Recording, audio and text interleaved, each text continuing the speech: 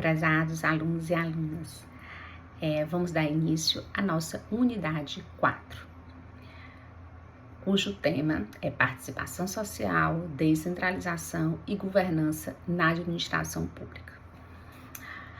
Se nas unidades anteriores a gente discutiu com bastante ênfase a formação histórica e as reformas administrativas, agora a gente vai entrar numa dimensão fundamental da administração pública contemporânea, a relação do Estado com a sociedade. A pergunta que guia essa unidade é a seguinte: o Estado, ele decide sozinho ou ele governa tendo interação com essa sociedade? A partir da Constituição de 1988, o Brasil ele passou a incorporar de forma mais estruturada e contundente mecanismos de descentralização e participação social. Mas é importante que a gente compreenda que isso não é apenas uma inovação normativa. Isso é uma mudança de paradigma institucional. Quer dizer, a sociedade passou a exigir participar das estruturas sociais. Então, com a descentralização, houve uma redistribuição das competências. A descentralização, ela redefine a dinâmica federativa brasileira. Estados e, sobretudo, municípios, eles passam agora a assumir responsabilidades ampliadas na execução das suas políticas públicas, especialmente nas áreas de saúde, educação e de assistência social. Isso altera muito, de forma profunda, a lógica administrativa. Não se trata mais apenas de transferir tarefas, mas de transferir competência. Trata-se de redistribuir o poder, o orçamento e a responsabilidade também pela execução desse poder. Contudo, essa descentralização, ela não significou fragmentar. A descentralização, ela exige uma coordenação. Sem articulação federativa, há um grande risco na oferta desses serviços e na perda da eficiência. A coordenação federativa pressupõe-se que tem uma capacidade institucional.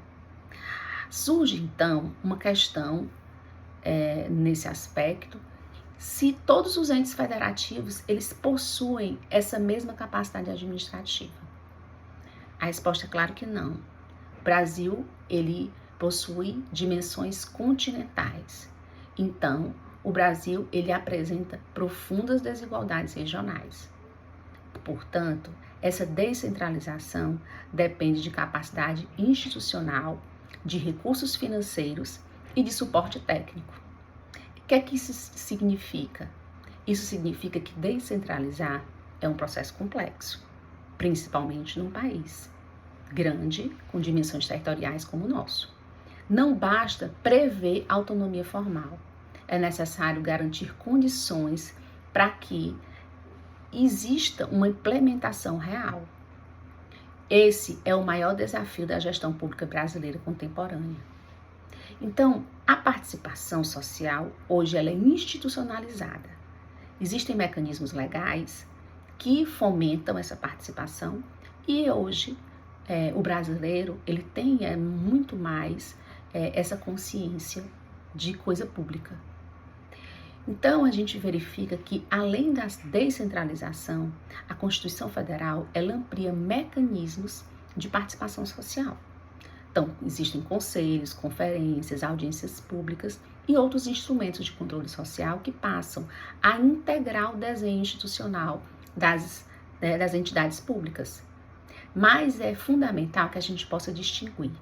Participação formal não é sinônimo de participação efetiva. Não é apenas fazer uma audiência pública por fazer. Devem existir espaços participativos que garantam essa influência real sobre as decisões políticas e não apenas a existência dos espaços de forma formalizada apenas para constar. Essa efetividade dessa participação social, ela depende de autonomia, depende de capacidade técnica, de representatividade e de integração dessa participação no processo decisório. Sem esses elementos, essa participação, ela pode se tornar meramente consultiva ou simbólica. Então, hoje as parcerias é uma nova forma de governança. A ampliação da atuação estatal também levou ao desenvolvimento de parcerias com organizações da sociedade civil e do setor privado, o também chamado terceiro setor. Isso não significa a substituição do Estado, significa redesenho da forma de atuação. Surge a ideia de rede, surge a ideia de governança pública baseada em articulação entre múltiplos atores. O Estado, ele deixa de atuar isoladamente e passa a coordenar redes institucionais. Essa lógica, ela é muito relevante, principalmente em políticas complexas que exigem cooperação e integração num país com dimensões continentais como o nosso. Só que, com tantos atores, o que é que acontece? Tensões institucionais. Essa nova dinâmica, ela gera muita tensão, porque são muitos atores defendendo seus próprios interesses. Como garantir controle e transparência nessas parcerias? Como equilibrar a autonomia local e diretrizes nacionais?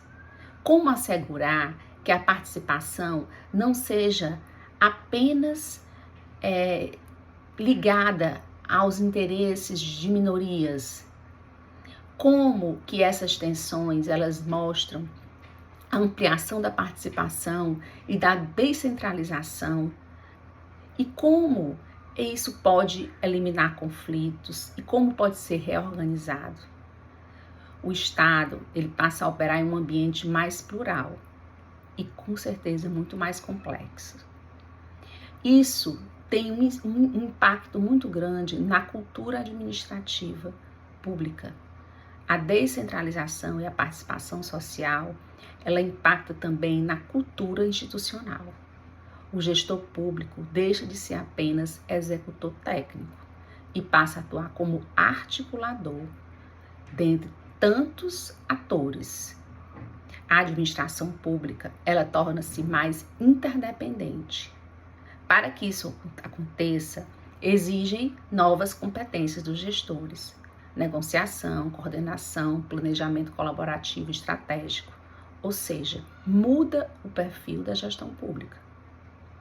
Então, desenvolve-se um outro olhar para essa gestão. Eu queria que vocês, a partir de agora, refletissem sobre essa descentralização. Ela reduziu as desigualdades sociais ou ela apenas evidenciou de forma mais clara a existência delas? Essa participação social, ela fortaleceu a democracia ou ela enfrenta ainda muitos limites? O modelo de governança adotado pela administração pública brasileira, ele amplia a eficiência ou ele só aumenta a complexidade sem trazer simplicidade para essa gestão? Essas respostas, elas são complexas, mas elas são fundamentais que sejam amadurecidas, principalmente para os futuros gestores públicos da sociedade brasileira. Na próxima unidade, a gente vai avançar para a inovação e para a transformação digital. A gente vai discutir como esse Estado brasileiro vai responder às novas demandas tecnológicas, internas e globais. Espero que vocês apreendam esse conteúdo, que vocês leiam o material, inclusive o material de apoio. Até a próxima unidade.